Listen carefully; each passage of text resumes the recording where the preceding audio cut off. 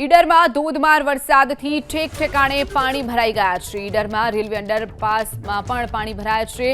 Railway અંડરબ્રિજનું હાલ કામ ચાલી રહ્યું છે, તો બીજી તરફ પાણી ભરાઈ જવાની પણ સમસ્યા સામે આવી છે। ઈડરમાં ધોધમાર વરસાદથી ઠેક ઠેકાણે પાણી ભરાઈ ગયા છે, તો ઈડરમાં જે રેલવે અંડરબ્રિજ આવેલો છે તેમાં પણ પાણી ભરાઈ ગયા છે। જે દ્રશ્યો આપ જોઈ રહ્યા છો રેલવે અંડરબ્રિજના છે। આખે આખો અંડરબ્રિજ પાણીમાં ગરકાવ થતા આ અંડરબ્રિજ અત્યારે બંધ કરવાની ફરજ પડી છે। હાલ અંડરબ્રિજનું કામ ચાલી રહ્યું છે અને બીજી તરફ પાણી ભરાઈ જવાની પણ સમસ્યા સામે આવી છે।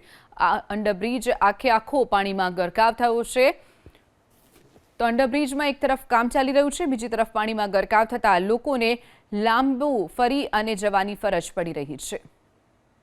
ઈડરમાં ધોધમાર વરસાદથી ઠેક ઠેકાણે પાણી ભરાઈ ગયા છે। ઈડરમાં રેલવે અંડરપાસમાં પણ પાણી ભરાયા છે।